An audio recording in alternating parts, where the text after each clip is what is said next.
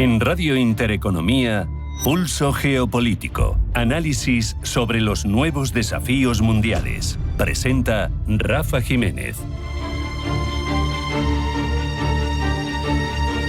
Bienvenidos al Pulso Geopolítico de Intereconomía, en el que reflexionamos sobre la guerra comercial que ha desatado la administración Trump en tanto en cuanto desafío sobre el orden mundial, porque esa guerra comercial contra el resto del mundo plantea desafíos, cuestiones críticas para el conjunto, bien es cierto, de la comunidad internacional, pero especialmente para la Unión Europea. En el centro del conflicto se encuentra la tensión entre el deseo de Estados Unidos de mantener su posición hegemónica, porque a nadie le amarga un dulce, y la resistencia de otros actores internacionales que se niegan a ser intimidados, a lo que se suma el deseo de Estados Unidos de contar con las prerrogativas, las mismas que ha tenido hasta ahora, después desde la Segunda Guerra Mundial, básicamente, pero sin las consiguientes obligaciones. Desde una perspectiva geopolítica, la guerra comercial de Trump se puede interpretar como un intento de reafirmar el poder de Estados Unidos en un contexto que se le empezaba a ir de las manos, de creciente multipolaridad. Sin embargo, el enfoque asumido plantea una pregunta que es la capacidad de una sola nación, por mucho que sea la primera potencia mundial, para prevalecer en una confrontación económica con el resto del mundo, todos a una. La historia sugiere que las guerras comerciales tienen consecuencias negativas para todos los involucrados y que la interdependencia económica global, sobre todo a los niveles que se ha conseguido a finales del siglo XX y comienzos del XXI, hace bastante poco probable que un solo país, por muy poderoso que sea, consiga predominar sobre el resto de una manera tan hostil aquí. Un colectivo como la Unión Europea, que tiene más de 400 millones de habitantes y que tiene además el segundo PIB como bloque detrás del de Estados Unidos, tiene mucho que decir. Esa guerra con Trump, esa guerra que ha desatado Trump, representa un desafío existencial para Bruselas. Las distintas administraciones que se han sucedido en Estados Unidos han mostrado históricamente un cierto desprecio, es cierto que cada vez más acusado a medida que ha ido pasando el tiempo, hacia el proyecto europeo. Lo han considerado un rival, incluso un obstáculo. Han ninguneado proyectos conjuntos de gran calado, como la moneda única. No hay más que recordar los comienzos en los que esa moneda, el euro, se estaba empezando a poner en marcha y cómo caían reiteradamente las burlas desde el otro lado del Atlántico, hablando de la incapacidad y de la imposibilidad por parte de una Europa tradicionalmente fragmentada de poner en marcha un proyecto común tan complejo. Por eso, si la respuesta de la Unión Europea a lo que son verdaderamente agresiones de Trump es débil o indecisa, se corre el riesgo de validar esa percepción, de perpetuar el ninguneo al que ha sido sometida la Unión Europea durante años. Pero además, este conflicto también le brinda a la Unión una oportunidad única para reafirmar su papel y su relevancia, no solo frente a Estados Unidos, también como bloque geopolítico mundial. Una respuesta que sea contundente y unida, con una sola voz contra esas acciones unilaterales de Trump, puede enviar un mensaje claro de que la Unión no está dispuesta ya a ser intimidada, que no va a ser tibia, que está decidida a defender sus intereses y sus valores en el escenario internacional, porque al final la dignidad del proyecto europeo es lo que está en juego. La Unión tiene que demostrarse capaz de actuar con firmeza y determinación, no solo tomar represalias comerciales, también, y lo está haciendo, lo está intentando, veremos si cuadra con éxito, fortalecer su propia autonomía estratégica, reducir su dependencia de Estados Unidos en áreas clave como la defensa, como la energía y sobre todo como la tecnología. Por eso, la guerra comercial al final puede hasta ser positiva para la Unión Europea, porque puede ser ese catalizador para la integración europea que no se ha tenido desde los comienzos, a pesar de un progresivo acercamiento de todo el proyecto, de toda la Unión y de cesiones de soberanía progresivas, pero que no terminaban de producirse de forma grave, de forma intensa. Quizá necesitaban una situación como esta que catalizara esas necesidades. No saldremos tampoco, es evidente, los europeos de esta situación, de este ninguneo por parte de Estados Unidos, siendo amables con Washington. Hay que demostrar los poderes. Los 17 billones de PIB de Europa no son los 25 de Estados Unidos, pero son una cantidad muy importante, y en cuanto sumes cualquier socio, no digamos ya la China de 14 billones, incluso eres más grande que la propia Estados Unidos, y en población mucho más. Ya sola la Unión Europea lo es. Si se une a socios como India o como China, cada una con 1.500 millones, pues no hay mucho que contar. Además, hay que también pulsar los límites a los que se podría enfrentar Trump en este órdago que ha lanzado al resto del mundo, porque los puede tener. Cuenta con el apoyo de ciertos sectores como las clases bajas, los oligarcas, los tecnooligarcas, los inversores en bolsa, pero esos mismos grupos son precisamente los que más pueden verse perjudicados por sus políticas. Las clases bajas por el impacto del crecimiento de los precios, la deriva inflacionaria que va a sufrir su país. Luego, los inversores y las clases medias, porque es muy común en Estados Unidos tener los ahorros en renta variable y las bolsas están sufriendo y mucho por las decisiones de Trump. Pero es que, además, tampoco hay que perder de vista cómo afecta a esos propios CEOs de empresas tecnológicas que están viendo cómo sus empresas cada vez valen menos en bolsa. Y eso no le gusta a ningún consejero delegado, no le gusta a Elon Musk, que ya pide templar gaitas, no le gusta a Bezos, no le gusta a Zuckerberg. Tampoco se puede perder de vista el calendario político. Con las elecciones midterm en apenas 2 años, se renueva parte del Congreso. Trump se enfrenta al riesgo de perder el control de una o de ambas cámaras, lo que, sumado a la presión de las clases populares que lo han votado y a la presión de los empresarios que hasta ahora han sido sus aliados, podría aumentar esa presión en contra de unas decisiones que han sido unilaterales y que afectan y perjudican incluso a quienes los apoyan. Todo esto, si coincide, como apuntamos, con una Europa que por fin parece haber despertado de su letargo, de su vasallaje feliz frente a Washington, que ha durado 8 décadas, si es capaz de armarse efectivamente con los planes que ha puesto en marcha, de encontrar socios estratégicos, de separarse de quien ha sido su señor feudal durante décadas, si es capaz de lograr la tan deseada y tan cacareada autonomía estratégica, si lo es, se abrirá otro melón de consecuencias imprevisibles que no queremos dejar de apuntar. La relación entre la Unión Europea y Estados Unidos ha sido tan estrecha que el viejo continente está trufado de decenas de bases militares de Estados Unidos. Si ya no quieren poner su paraguas para defendernos, ¿tienen derecho a tener sus bases en suelo europeo? ¿Van a tener la prerrogativa en positivo, tener aquí sus misiles apuntando hacia Moscú, pero no las obligaciones de defendernos? Igual ya no le interesa, igual pierde su capacidad de proyectarse hacia Eurasia. Eso es un tema del que todavía no se ha hablado, pero que igual hace a Donald Trump darse cuenta de lo imprudente de la guerra que ha desatado. Vamos ya con los titulares después de una pequeña pausa. Los que la hora blanca del tronco no se marchen, porque sigue Pulso Geopolítico en Intereconomía.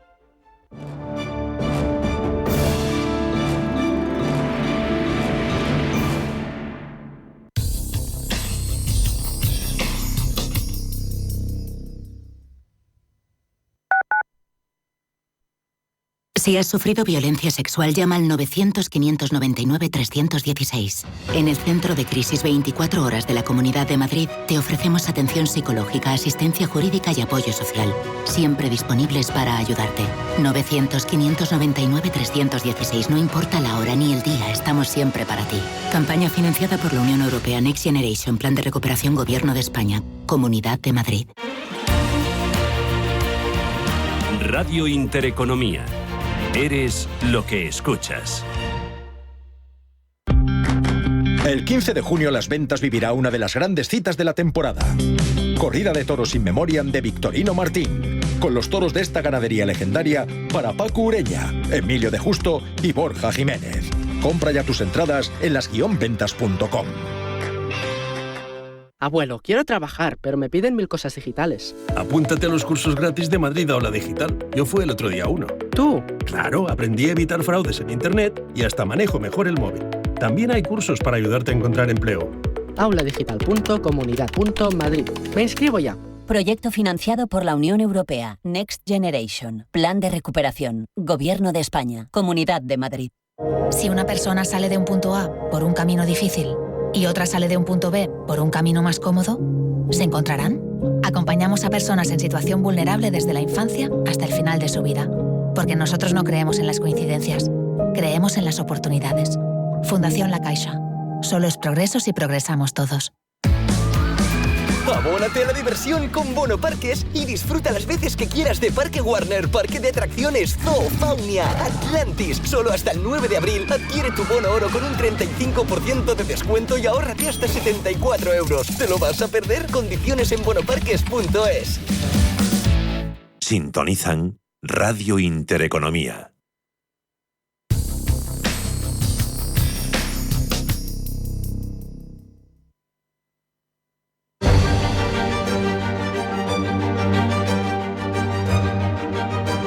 En Radio Intereconomía, Pulso Geopolítico. Presenta Rafa Jiménez.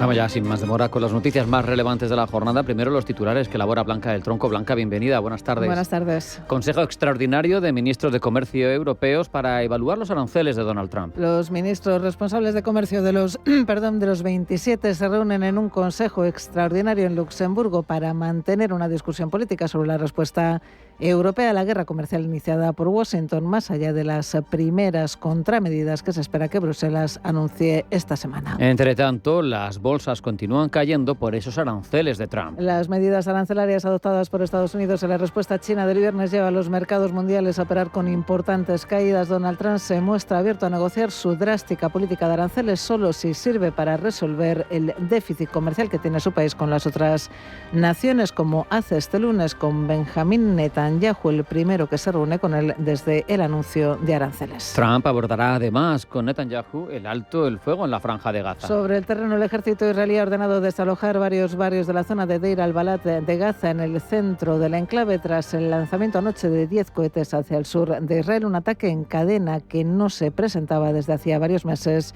y que causó un herido leve en Israel. En paralelo, facciones palestinas, entre ellas Hamas y Fatah, han convocado para este lunes una huelga general en Cisjordania para denunciar la agresión israelí en la franja de Gaza, que según las cifras de Hamas ha causado ya más de 50.600 muertos. Emmanuel Macron llega a Egipto para una visita centrada precisamente en la situación de Gaza. Durante su visita, que durará 3 días, Macron abordará con el presidente egipcio Abdel Fattah al-Sisi, con el rey de Jordania Abdalá II, la situación en Gaza. Según el Eliseo, esta visita será una oportunidad para elevar la relación con Egipto y profundizar la cooperación entre ambas naciones, en particular en sectores como el transporte, la transición energética o la salud. Ucrania afronta una semana clave para la firma del llamado Acuerdo de Minerales. Acuerdo con el que Estados Unidos quiere recuperar, en condiciones que algunos expertos se tachan de abusivas, los fondos gastados en apoyar a Kiev durante la guerra con el dinero que genera la extracción de los recursos naturales ucranianos.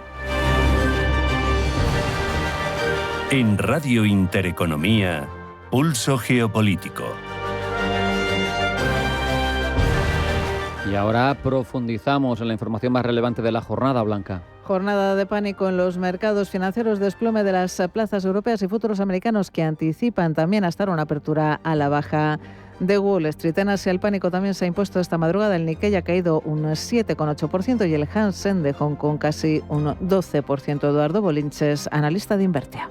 Bueno, es lo que suele ocurrir, ¿no? O sea, intentar responderte dónde está el suelo es difícil, la verdad. Los mercados pueden caer hasta donde quieran en la medida que el miedo continúe, ¿no? Una cosa que desconocemos es dónde está el suelo, pero otra que sí que sabemos es que los mercados siempre se recuperan. Con lo cual, bajo esa premisa y otra muchísimo más importante, que es la de no utilizar dinero apalancado, pues sabemos que los mercados van a recuperar. Nos estamos jugando el tiempo de recuperación de la inversión, que no el dinero. Correctivo de los mercados financieros que lleva el IBEX 35 operar hasta ahora con caídas del 5,62%. Se coloca el selectivo en los 11.726 puntos. El resto de índices del viejo continente se decanta también claramente por las ventas. París abajo un 5,12%, recortes del 4,83% para el DAX alemán, mientras que el Eurostoxx 50 opera a esta hora con un correctivo del 5,02% a 4.633 puntos. Dentro del IBEX 35, ninguno de los 35 valores del selectivo opera en positivo. El que menos cae a esta hora, Fluidra, que se deja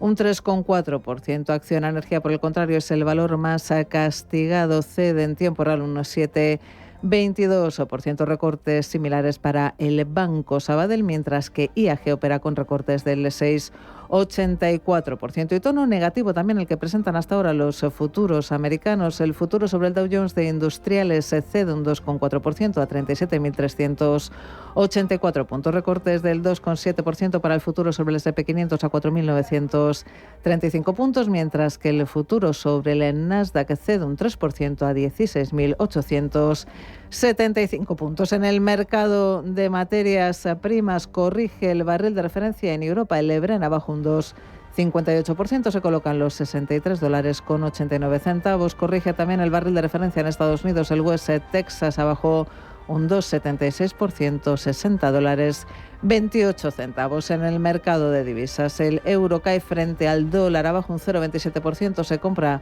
y vende hasta ahora a $1,0955. Alexis Ortega, asesor independiente.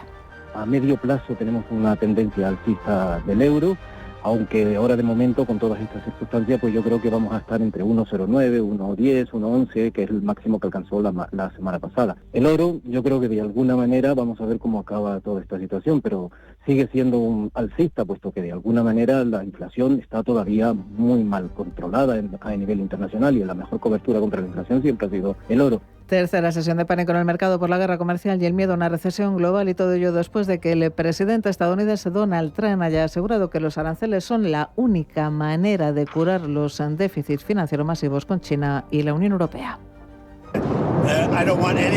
No quiero que nada se hunda, pero a veces hay que tomar medicinas para arreglar algo. Hablé con muchos líderes europeos, asiáticos, de todo el mundo. Se mueren por llegar a un acuerdo, pero les dije que no vamos a tener déficit con nuestro país. No vamos a hacerlo porque para mí un déficit es una pérdida.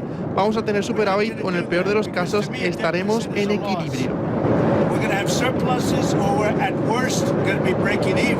Mensaje de Donald Trump desde el avión presidencial, mientras ya en su red social el presidente estadounidense acaba de celebrar que caigan los precios del petróleo y niega que haya inflación, al tiempo que pide a la Reserva Federal estadounidense que baje los tipos de interés para estimular la economía. El presidente estadounidense carga además contra China por responder a sus aranceles, subiendo también las tarifas. Desde Pekín, el viceministro de Comercio chino promete seguridad a las empresas, a todas las inversiones extranjeras, también a las estadounidenses, y devolver a Estados Unidos, dice, al camino correcto del sistema comercial. Es el objetivo, dice, de las medidas de Pekín al 34% de aranceles impuesto por Washington. Entre tanto, y en Luxemburgo, los ministros de Comercio de la Unión Europea se reúnen en un consejo extraordinario para debatir la respuesta a los aranceles de Estados Unidos. Maroš Šefčovič, comisario europeo de Comercio. Como han visto, la asistencia es realmente muy alta, ya que lo que vamos a debatir es cómo posicionar a Europa en lo que yo describiría como un cambio de paradigma en el sistema comercial global. Encuentro en el que se negociará una posición común con la que orientar a la Comisión Europea en su respuesta a Washington. Y por supuesto, centraremos nuestra conversación en los próximos pasos, cómo preparar nuestra próxima actuación con respecto a Estados Unidos, pero también cómo preparar nuestro sistema comercial en la Unión Europea para evitar una posible desviación del comercio. Cómo asegurarnos de brindar el apoyo y los servicios adecuados a las empresas europeas en esta difícil situación, y cómo asegurarnos de que con el resto del mundo aceleremos las negociaciones de libre comercio y garanticemos que este 87% del comercio siga funcionando según el sistema basado en las normas, respetando la OMC, los mecanismos de NMF y todas las normas que tan bien nos han servido durante décadas. MFN mechanisms and all the rules which have been serving us so well for many decades. El ministro de Economía, Carlos Cuerpo, pedirá que se cree un fondo para ayudar a los sectores afectados. Para Cuerpo es pronto para anticipar que los aranceles de Trump vayan a provocar una recesión económica, aunque lo que generan, dice, es mucha incertidumbre. Bueno, es pronto para anticipar un impacto agregado sobre las economías europea o americana. Quedan muchos factores que son todavía una incógnita o mucha incertidumbre, ¿no? Por delante, entre otras, ver cuál es la reacción de los distintos países o áreas económicas a las medidas americanas. Veremos cómo va avanzando, si hay espacio o no para la negociación, pero nosotros lo que queremos es, desde el principio, minimizar el impacto potencial para nuestra economía, para nuestras empresas e industrias y trabajadores, y por eso queremos y hemos reaccionado de manera inmediata, ¿no? El ministro de Economía cree además que las caídas en bolsa son un claro ejemplo de que los aranceles de Trump son un error. Bueno, veremos cómo termina, pero es verdad que llevamos ya varios días con una reacción muy negativa de los mercados. Hemos visto hoy también ya la apertura en Asia, cómo se mantiene la tónica negativa de la semana pasada, y yo creo que esto es una señal muy clara del efecto negativo que todo el mundo está interpretando que tienen las medidas que ha tomado la administración americana. Y mientras los ministros de Comercio de los 27 se reúnen en Luxemburgo, Sánchez inicia este lunes una gira por China y Vietnam, una visita con marcado carácter comercial. Gemma González. Sánchez viaja a China con una idea clara: explorar nuevos mercados para diversificar. En ningún caso, dicen desde Moncloa, el presidente del Gobierno trata de sustituir la relación comercial de España con Estados Unidos. Es más, desde el Ejecutivo aseguran que el viaje de Sánchez a Pekín no es una respuesta a la guerra comercial desatada por Trump, sino que estaba previsto desde hace semanas. Con la gira que inicia hoy, Sánchez iguala a Mariano Rajoy en sus visitas a China, ya que es la tercera vez que pisa el gigante asiático. Sánchez tiene además una estrecha relación diplomática con el presidente chino Xi Jinping, aunque ambos líderes no tienen contacto desde mayo de 2021, cuando a través de una conversación telefónica acordaron seguir impulsando las relaciones entre España y China.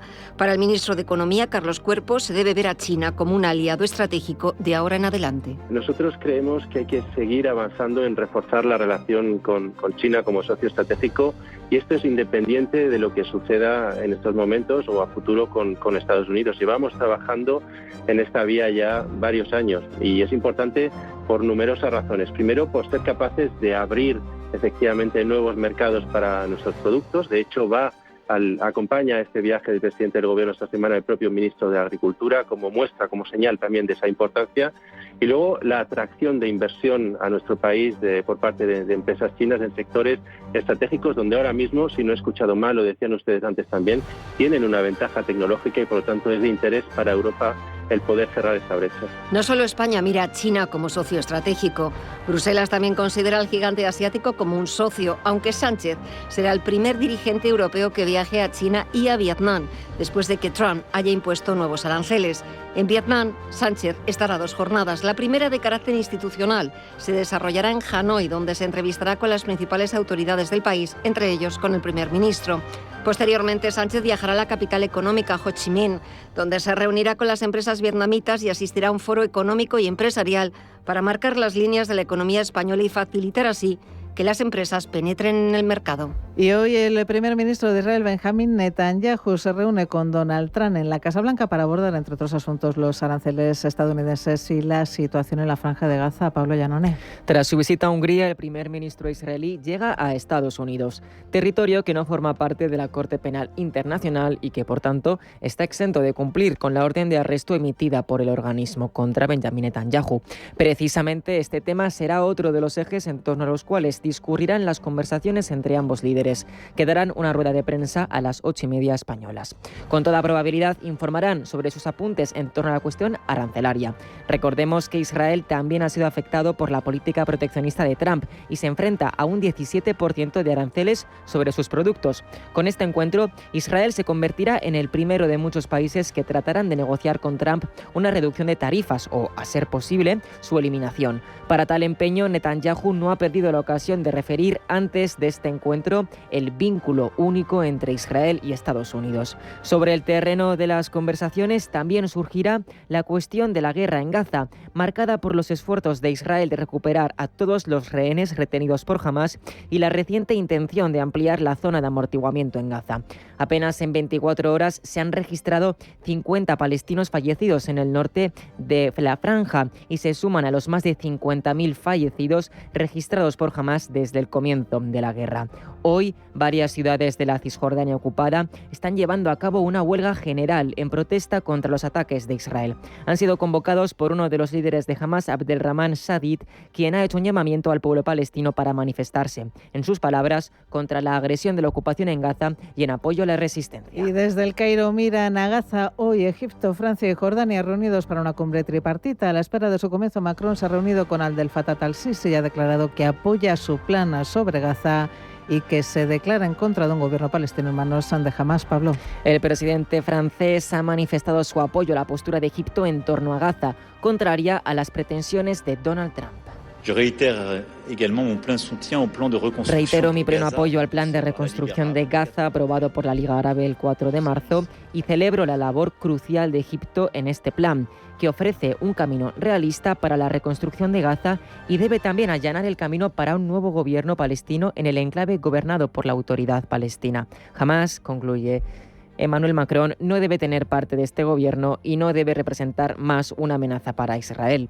De esta manera, ambos países, Egipto y Francia, se oponen a cualquier desplazamiento de población y a cualquier anexión de Gaza y Cisjordania, ya que, dice Macron, sería una violación del derecho internacional y una grave amenaza para la seguridad de toda la región, incluida la de Israel.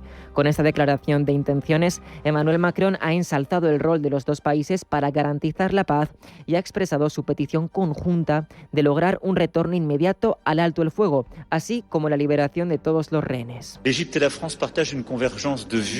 y Francia, dice, comparten una convergencia de puntos de vista que hace que nuestro trabajo conjunto sea esencial. Condenamos la reanudación de los ataques israelíes en Gaza, lo que constituye un dramático revés para la población civil, los rehenes, sus familias y toda la región. Y pedimos, dice, el retorno inmediato al alto el fuego y la liberación de todos los rehenes que aún se encuentran retenidos por Hamás en Gaza. En esta misma línea discurrirán las conversaciones de esta tarde con Jordania y en unos meses con Arabia Saudí, país con el que Francia se reunirá en junio. En el marco de la cumbre tripartita de hoy, Macron se reunió ayer de manera casual con al-Sisi, con quien paseó por las calles del Cairo y saludó a parte de su población en un encuentro que refleja esa cercanía entre ambas naciones.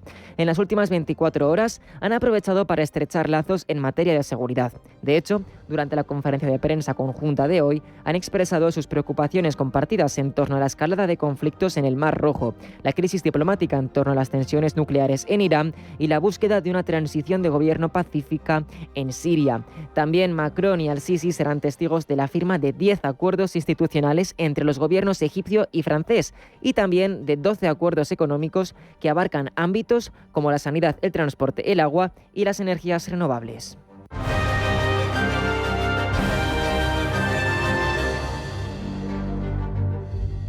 Valladolid enamora con su Semana Santa. Pasión y tradición se unen en sobrias y hermosas procesiones que recorren sus calles mientras sus gentes las viven con devoción sincera. Una celebración única y en Caja Rural de Zamora estamos a su lado como parte esencial de esa tradición y el más profundo compromiso con nuestra tierra. Caja Rural de Zamora, gente como tú. Gran Hotel Inglés comenzó siendo el café de tertulias más influyente de Madrid y en los años 20 uno de los centros culturales de primer nivel, donde se reunían artistas, escritores, pintores y políticos para entre cafés y vinos inspirar sus obras, debatir durante horas de literatura, cultura, política y otros asuntos mundanos. GranHotelInglés.com, tu hotel de lujo en Madrid. Mercado de divisas, la actualidad del euro, el dólar, la libra y todo el mercado Forex. Un programa presentado por Alba Puerro. Elige tu propio camino en el mundo de la inversión. Mercado de divisas, los miércoles de 10 a 11 de la noche en Radio Intereconomía.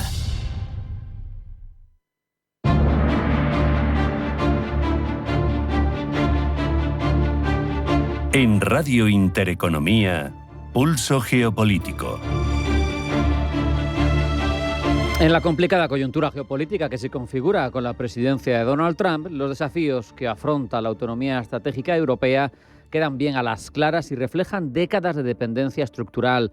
Durante más de 7 décadas, Europa ha confiado en el respaldo de Estados Unidos, ha generado grandes limitaciones en cuanto a capacidades defensivas. Por eso, y ahora, sin que esté claro el paraguas defensivo de Estados Unidos, o con él más reticente al menos, queremos saber qué necesita reforzar Europa, si va a ser capaz de hacerlo y en qué punto estamos. Un asunto del que hablamos con Manuel Morato, que es coronel del Ejército de Tierra retirado y presidente del Instituto de Debate y Análisis de Políticas de Seguridad, de IDAPS. Manuel, bienvenido, buenas tardes. Hola, buenas tardes, muchas gracias. Manuel, lo primero sería pues hacer una fotografía de la realidad, ¿no? ¿Cómo evaluamos el actual potencial bélico de la Unión Europea? Bueno, si considerásemos a la Unión Europea como un Estado al uso, es decir, como puede ser Rusia o Estados Unidos o Francia o China, pues nuestro potencial bélico realmente es importante, o sería importante. La suma de tanto de personal, o sea, si sumamos personal, valoramos el personal, los recursos que tenemos, los medios militares y las capacidades para una lucha armada convencional de todos los Estados miembros de la Unión Europea, sin duda seríamos un gran Estado. Lo que ocurre es que al hacerme esta pregunta usted ya me dice actualmente la Unión Europea no es un Estado al uso y estos temas se deciden entre todos los países de la Unión Europea. No es fácil, claro, así no puede considerarse que la suma de todo nuestro potencial es realmente como si fuera como si todo ese potencial lo tuviese un país. No obstante, Manuel, a mí eso me genera, si me compra la hipótesis de que funcionemos como un solo Estado, porque si no, no podríamos hablar de nuestra capacidad en conjunto, me genera una serie de curiosidades, por ejemplo, en cuanto a lo suficiente que es nuestra capacidad armamentística o no, cuáles son nuestras fortalezas en materia de defensa, porque supongo que hay cosas que, como hemos confiado en Estados Unidos para defendernos, no tenemos. No lo sé. Pregunto. Tienes razón. En líneas generales es así. Yo lo veo así también. En el momento actual, tanto la disuasión como la posible defensa de la Unión Europea, como todos sabemos, se basan en la OTAN.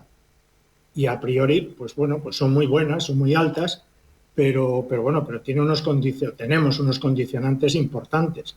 Hay que tener en cuenta que hay países muy importantes de la OTAN, como pueden ser el Reino Unido o Turquía, con una gran capacidad militar, pues no forman parte de la Unión Europea. Por tanto, ahí ya hay una deficiencia importante. Perdón, sí.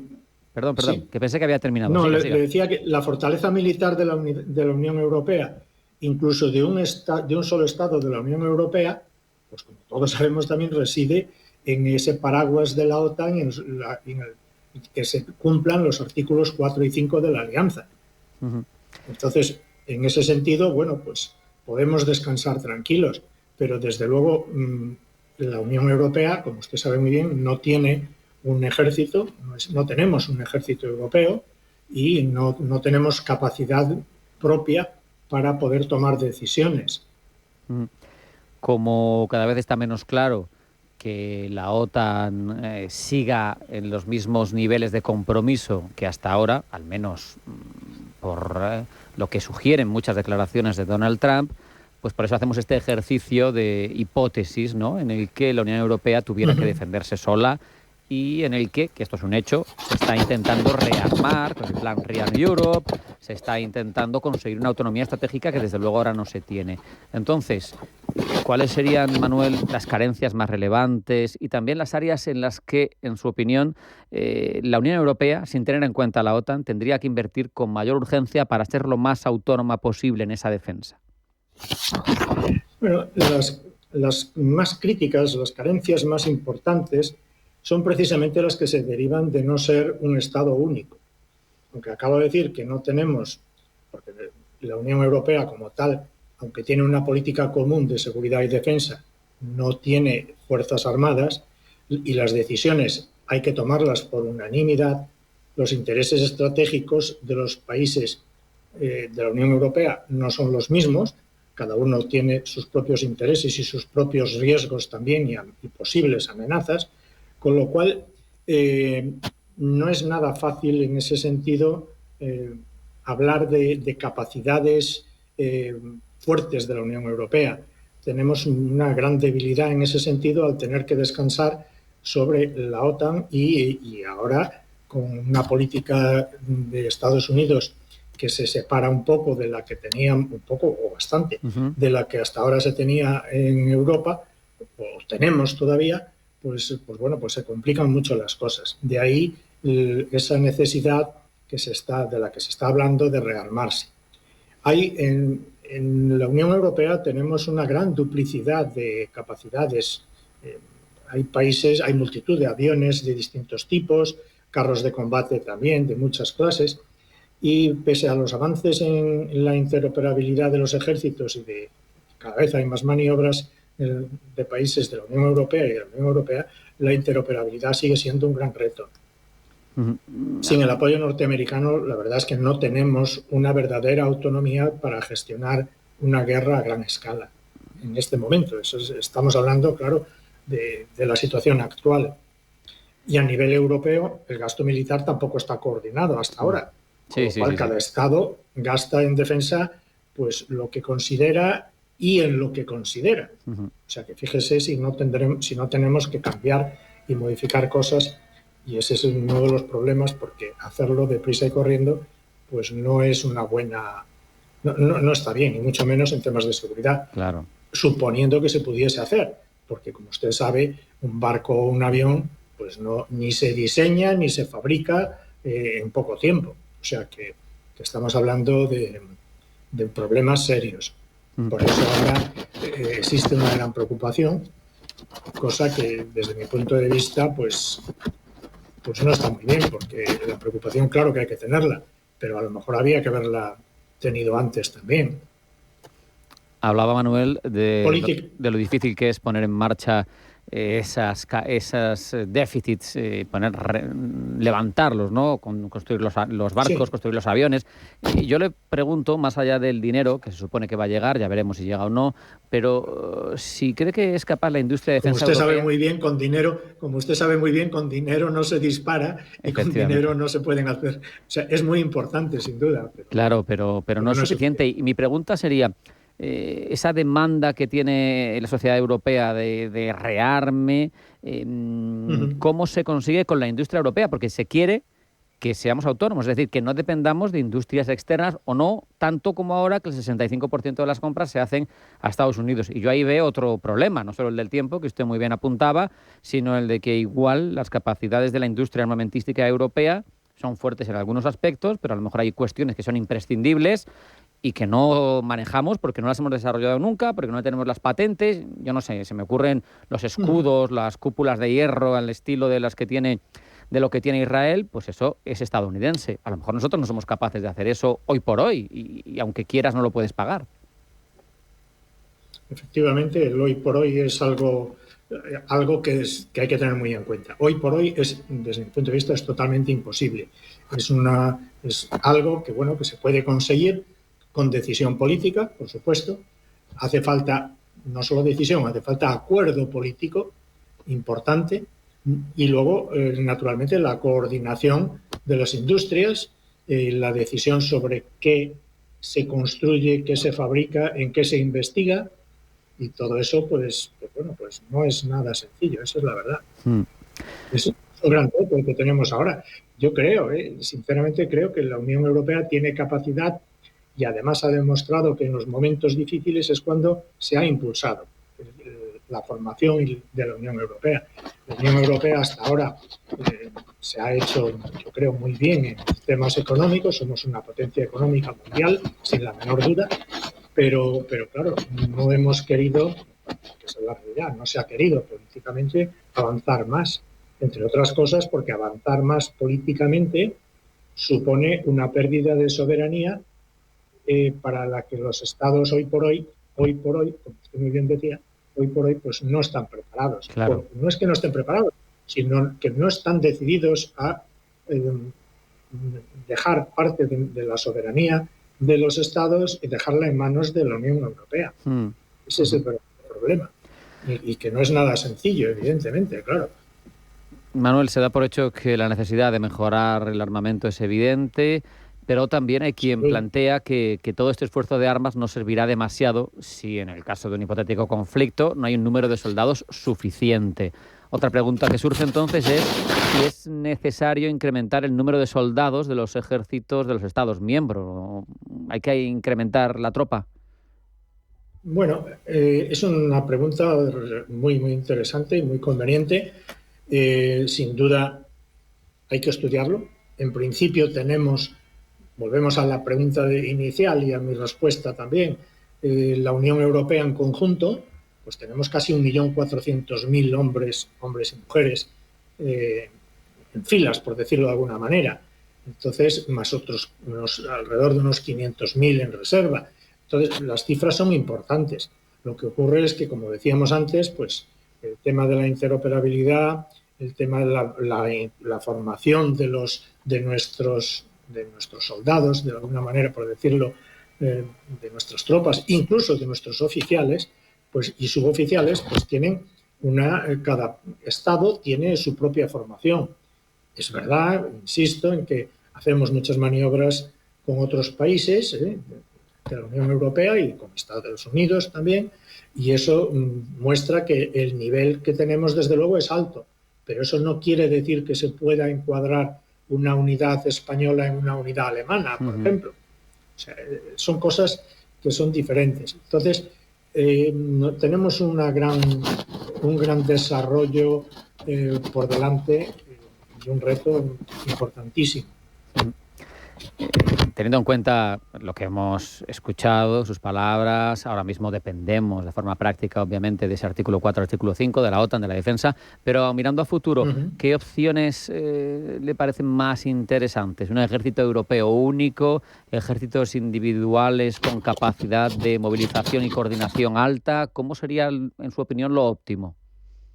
Hablamos de óptimo y lo juntamos con lo que puede ser ideal, pues hombre, idealmente la Unión Europea debería, para poder ser una potencia no solo económica, sino en estos otros aspectos de los que estamos hablando, pues requiere una unidad política muy superior a la que tenemos actualmente.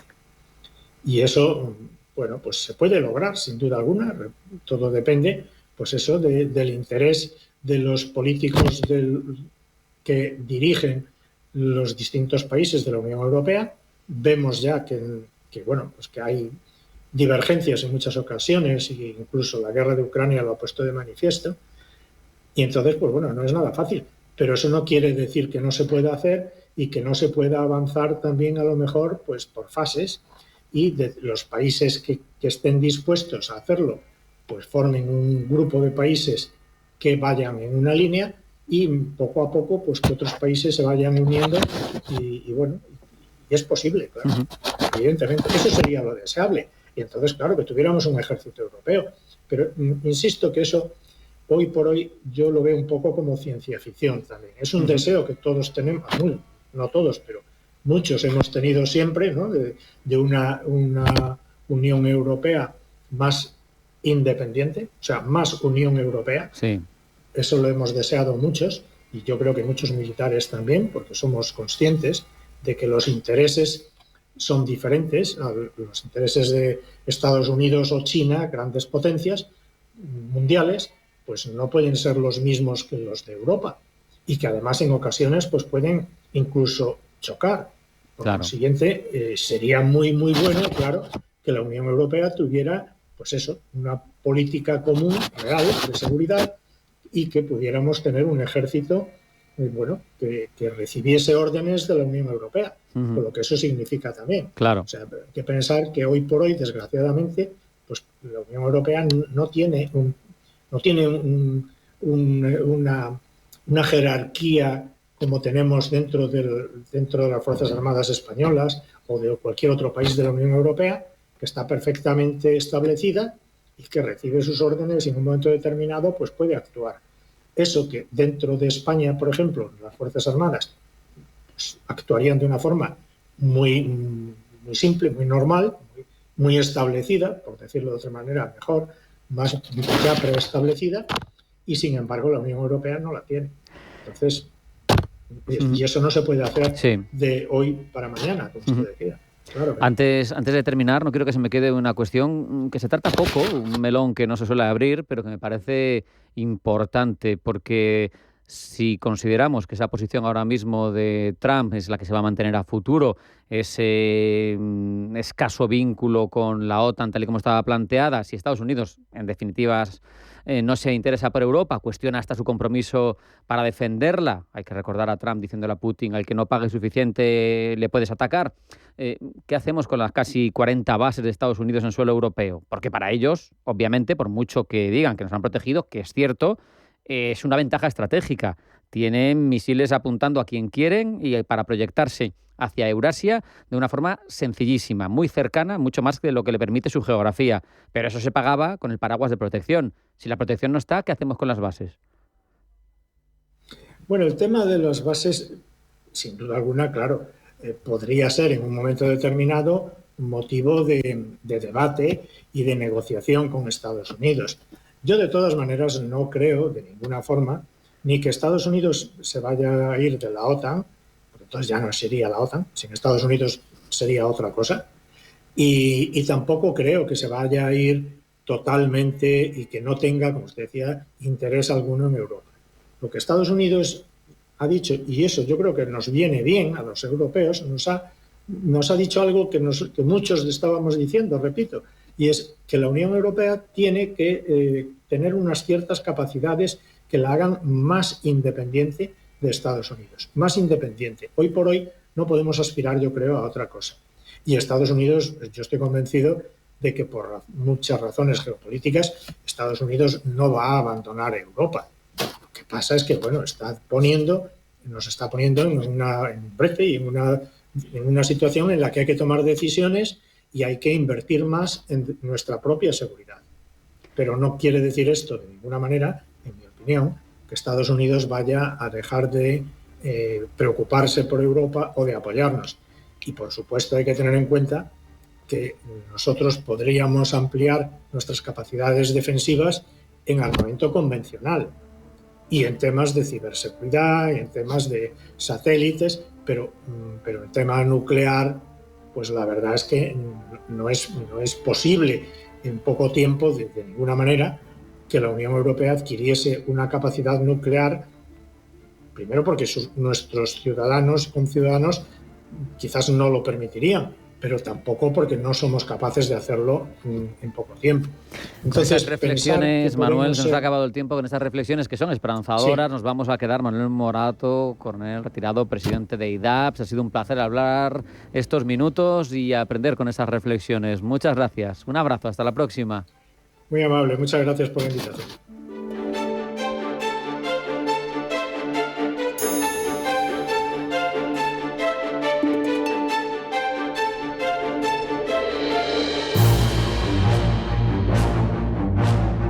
En Radio Intereconomía, Pulso Geopolítico. Si hablamos de una región tradicionalmente inestable, el Cáucaso es candidata a ser de las que se lleve la palma desde los tiempos en que grandes imperios se disputaban sus pequeños reinos tirando de ellos hacia Asia o hacia Europa. Siempre ha sido tierra convulsa y durante la época soviética esa conflictividad se quedó eclipsada de una u otra manera, pero ahora vuelve a ser terreno de disputas. Rusia, Turquía, Irán, limítrofes, tienen intereses económicos, políticos, culturales. A eso también se añade el desarrollo del Mar Caspio como fuente de commodities, de petróleo, de gas natural. Hay una variable geoeconómica, por tanto, y si le sumas que Armenia y Georgia han tenido acercamientos hacia la Unión Europea, pues el cóctel, en este caso casi Molotov, está servido. De ello hablamos ya con Rafael Santiago Ortiz, que es analista del Instituto Minerva y profesor de la Universidad Complutense.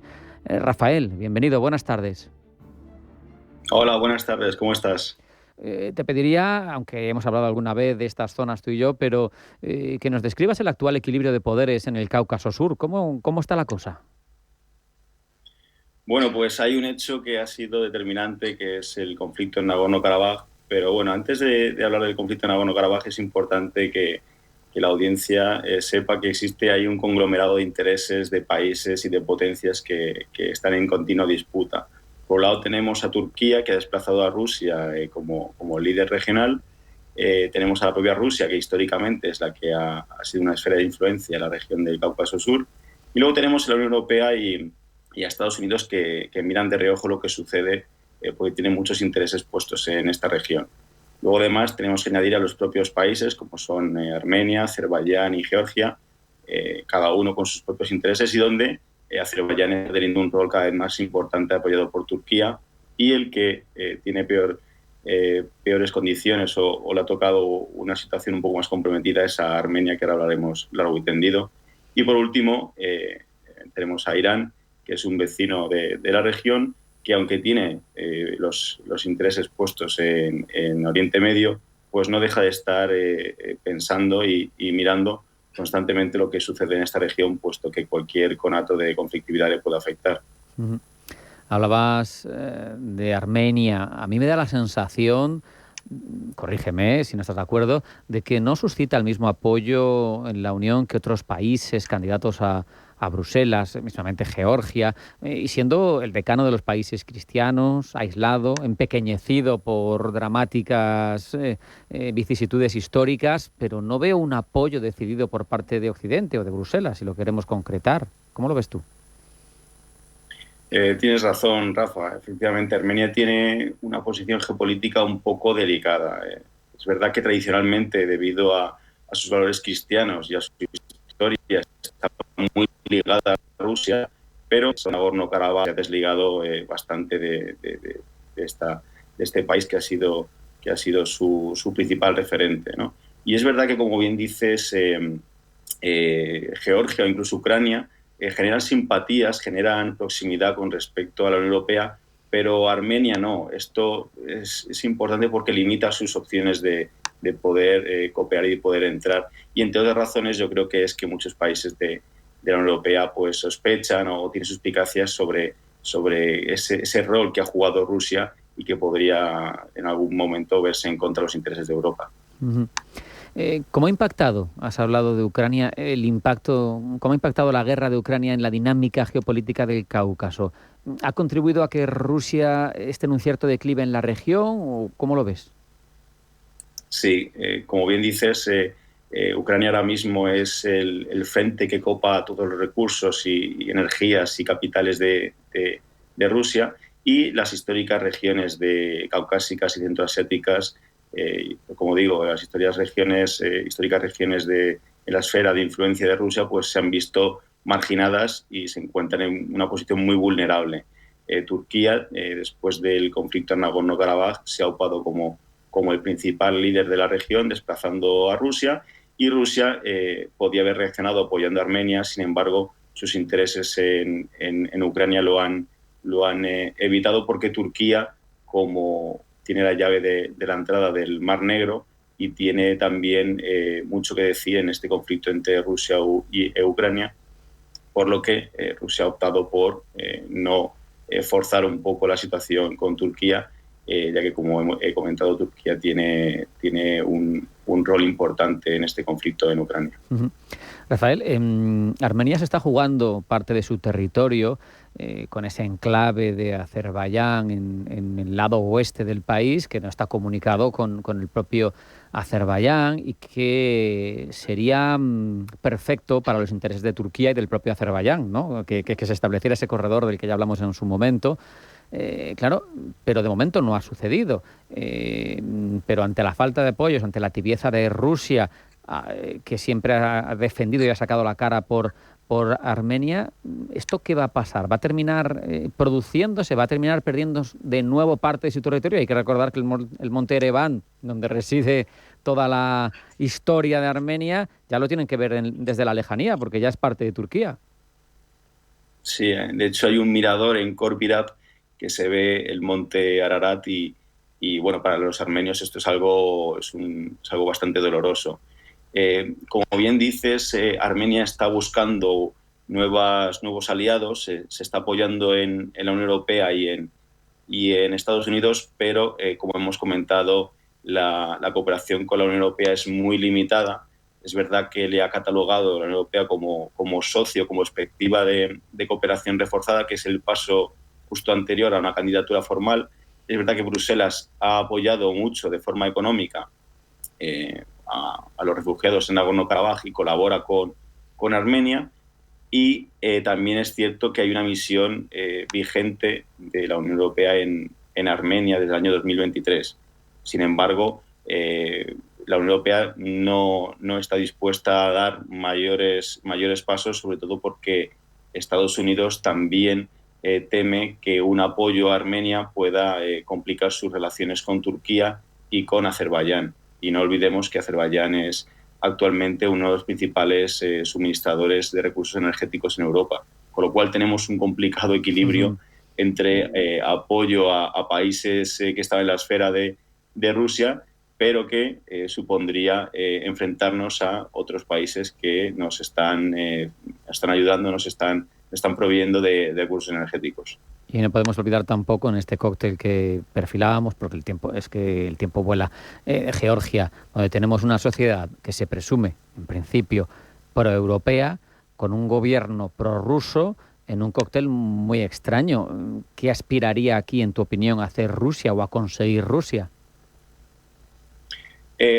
Rusia es verdad que históricamente tiene una relación bastante compleja con Georgia. Es verdad que el gobierno actual de Georgia tiene una difícil misión de aproximarse a la Unión Europea, pero sin enfadar en excesiva cuantía a Rusia, con lo cual está tomando unas decisiones un poco controvertidas, como la última que tomó en el año 2023, que para muchos georgianos supuso un acercamiento a Rusia.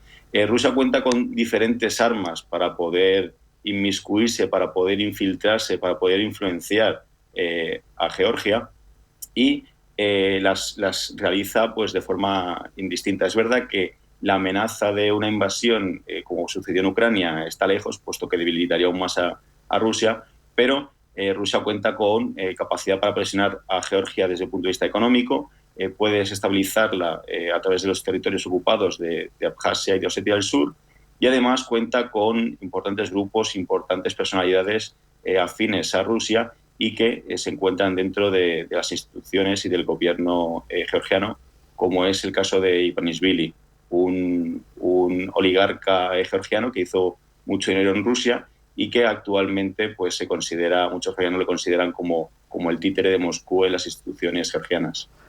Nos queda un par de minutos y yo creo que es interesante para nuestros seguidores escuchar cómo está configurada ahora mismo la precedencia de influyentes países en el Cáucaso. Es decir, yo creo que has dicho, si no me equivoco, que Turquía tiene un papel más relevante del que tenía antes, que Rusia está algo retirada y que Irán, que sería el tercer actor de los externos, de las potencias regionales, que tiene algo de interés. ¿Cómo me dibujarías la foto de las influencias en el Cáucaso? ¿De quién manda en el Cáucaso? Pues actualmente Turquía manda a través de Azerbaiyán. Azerbaiyán ha ganado una posición muy importante. Georgia se encuentra en una posición intermedia, puesto que tiene buenas relaciones con Armenia y con Azerbaiyán, y Armenia es la que se encuentra bloqueada ante dos enemigos, como es Turquía en el oeste y Azerbaiyán en el este, y el único apoyo con el que cuenta es Irán. Irán tiene una difícil situación, puesto que un apoyo desmedido a Armenia podría crear conflicto con Turquía, y recordemos que Azerbaiyán tiene buenas relaciones también con Israel, enemigo también de Irán. En cuanto a Irán, podemos comentar que sí que es verdad que está pendiente de esa situación, pero está está desarrollando vínculos muy fuertes con Rusia, en lo que se conoce como el corredor norte-sur, que supondría que por Irán circulasen importantes rutas en recursos energéticos procedentes de Rusia, con la misión de ser exportados a los mercados internacionales. Con lo cual, el rol de Irán no va a ser un rol muy activo por las consecuencias que podría tener con sus aliados y con sus enemigos. Nos has dibujado un panorama esclarecedor en el que entendemos algo mejor ahora mismo esa zona tan complicada a lo largo de la historia. Rafael Santiago Ortí, analista Instituto Minerva, profesor UCM. Muchas gracias, un abrazo y hasta la próxima. Hasta la próxima, Rafa. El placer ha sido mío. Y no hay tiempo para más. Hemos agotado al máximo este pulso geopolítico en Intereconomía, en el que hemos reflexionado sobre el reto que se plantea para la Unión Europea ante ese desaire de Washington. Hemos contado noticias breves en forma de titulares y profundizado en ellas. Y hemos tenido dos entrevistas, una sobre la capacidad defensiva de Europa, hacia dónde debe ir, y otra sobre el Cáucaso, un terreno verdaderamente complicado y que ha marcado mucho de la historia de Europa. No hay tiempo para más, como digo, sean felices, pasen buena tarde y vuelvan mañana, porque habrá más pulso geopolítico. Hasta mañana.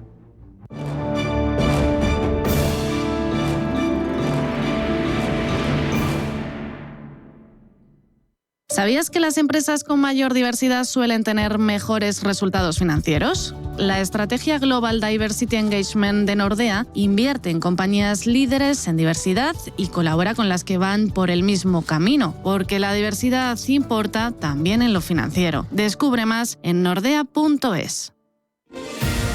¿Buscas una ruta para esta Semana Santa?